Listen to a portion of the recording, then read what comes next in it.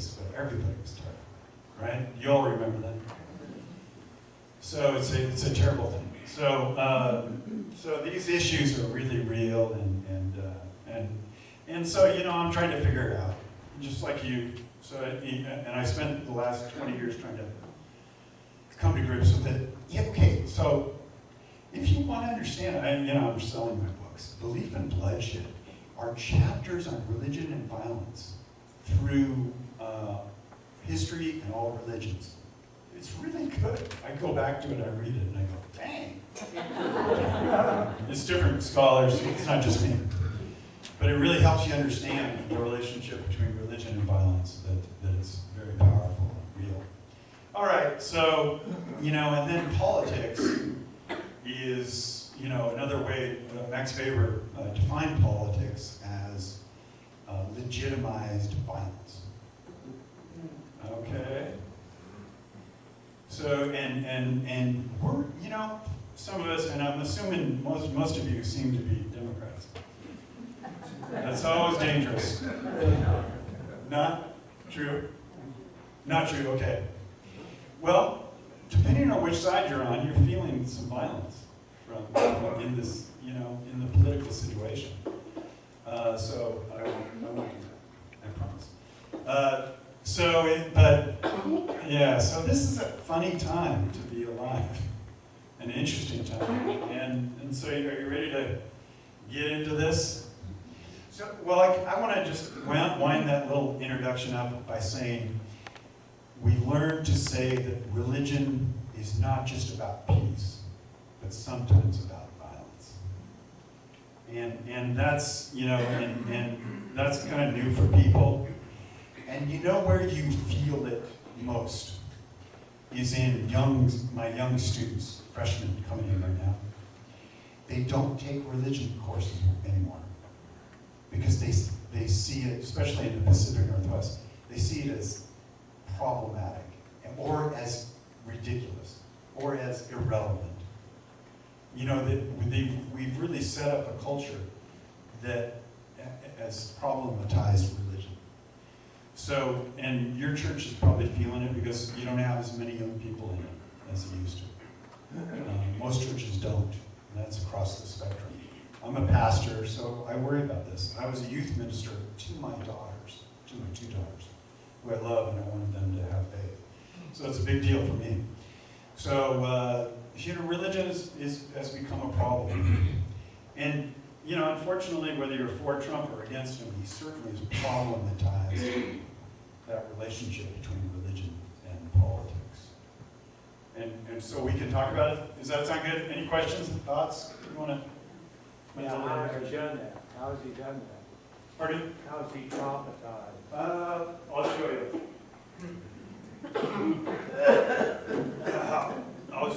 I'll show you. You certainly don't have to agree. I'll try to be even keel.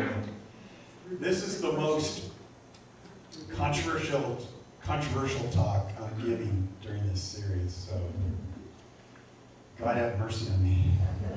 Go ahead. I want to back up to Max Weber. Okay. When he said that religion is politics? Legitimated violence. Violence, okay. What kind of violence? Was he referring to military violence or ideology? Both, with where religion puts minority groups particularly in the clutches of a regime that forces them not to practice their faith or change their faith, or etc. As you can imagine how difficult that would be. And through the centuries we've seen that off and on, where people, Germany is the most obvious case where Jews were discriminated against, but there's many cases. In Muslim countries, minority religions are discriminated against. So, and then politics and religion come together to discriminate. Yeah, that's kind of what I'm talking about. All right. Okay, you guys haven't walked out yet. Okay, good. Okay, what are the sources for this? Make America Christian Again, Christian Nationalism and Voting for Donald Trump. in the 2016 presidential election. It's a new article that I reviewed, and I'm going to use a lot of that.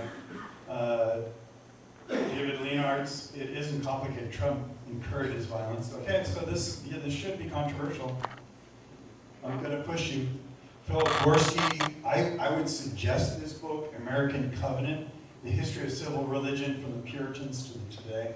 Good friend of mine, just came out. Great book. Great book. I'm going to use that book. So data. So here's where this case comes from. This is the argument for this article, and you certainly don't have to buy it, but it'll make you think. Okay, y'all with me? Okay. You don't have to agree with me. I can be wrong. Data from a national probability sample of Americans surveyed soon after 2016 shows the greater adherence to Christian nationalist ideology. And here we're getting into a form of Christian ideology, right? That is Christianity being used for political reasons. Yes. Was a robust predictor for voting for Trump. And I'll point that out and show you what the study showed and found. Even after controlling for economic dissatisfaction, sexism, anti-black prejudice, anti-Muslim refugee attitudes, and anti-immigrant sentiment, as well as measures of religion, socio-demographics, political identity more generally, these findings indicate that Christian nationalist ideology, although correlated with a variety of class-based, sexist, racist, and ethnocentric views, is not synonymous with or reducible to or strictly epiphenomenal of such views. Oh man, what a crummy piece of writing that is. That's called sociology on steroids. In other words, they're saying this is synonymous with, this final paragraph is synonymous with a form of Christian nationalist ideology. All right? So before you get up and leave or protest or turn your backs, just listen to the argument and then disagree. I think it's fun. You won't believe what comes back after you send journal articles out to reviewers. This is crap. You're such a dummy. So I've heard some nasty comments before. Rather, Christian nationalism operates as a unique and independent ideology. That means it's an independent variable. It causes something that can influence political actions by calling for the defense of a mythological narrative about Americans' distinctively Christian heritage and future. So this is a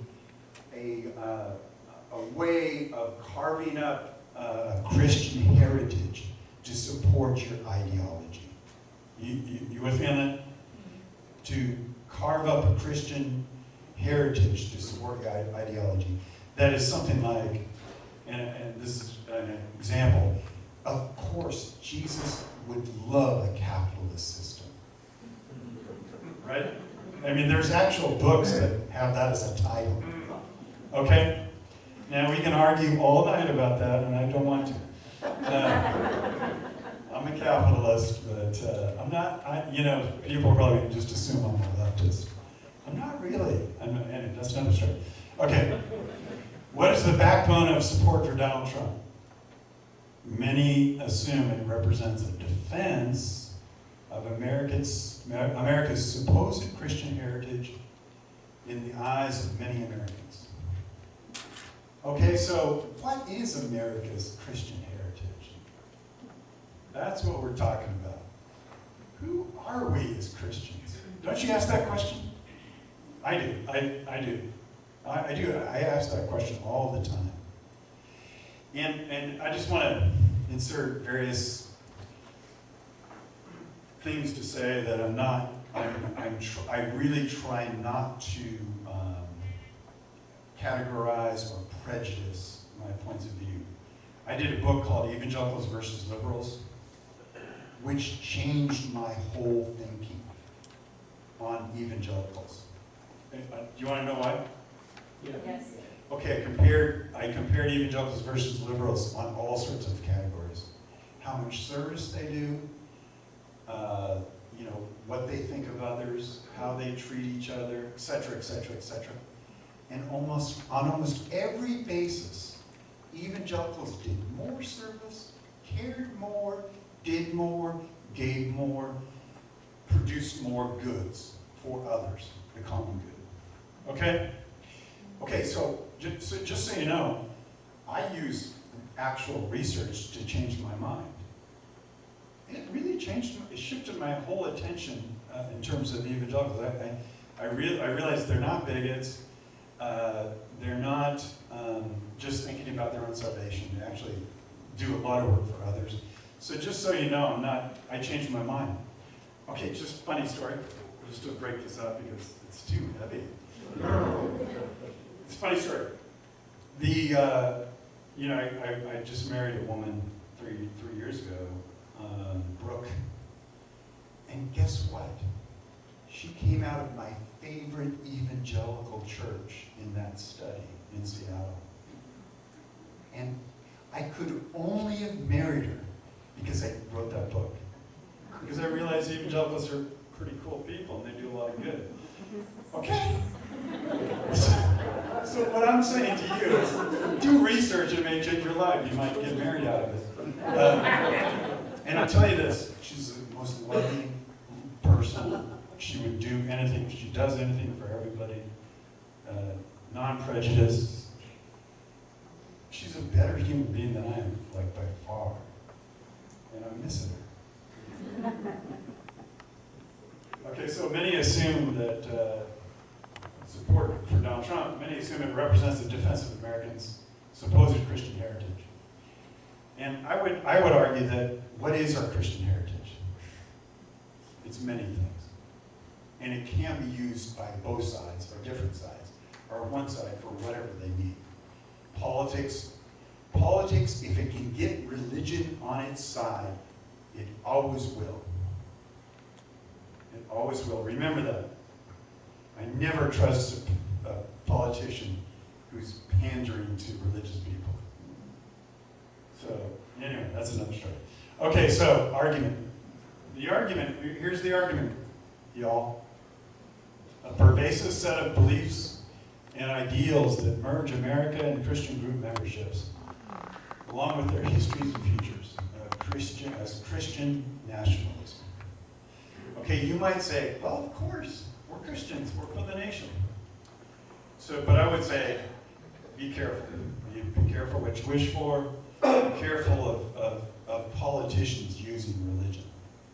It's never clean, it's never innocent. And somebody's always got to pay the price. So the study draws on data from a probability sample of American adults surveyed soon after the November 2016 election, included a question about vote choice. Oh, sorry. As a result, we were able to do more thoroughly examine if and how Christian nationalism, along with other factors, predicts actual voting outcomes. Okay, that's what we're really interested in, is why do certain types of voters vote for certain types of individuals, and then trying to figure out why they're doing it. That's fascinating. That's my life work, so I hope you're interested in this. Because the data also contain measures for attitudes towards women and gender issues, African Americans, Muslims, immigrants, economic dissatisfaction, along with a host of other religious and political characteristics. We are better able to discern the intimate effects of Christian nationalism and ensure that it's not merely acting as a proxy for other forms of intolerance, traditionalism, religious and political variance. Okay, proxy is substitute, okay? And so trying to really find out what is the true relationship between the two. And is there a causal variable? Okay, you with me on this? All right. Okay, here we go. I know this is going to be a rough part. For some of you who are a little bit different, please don't run. And I know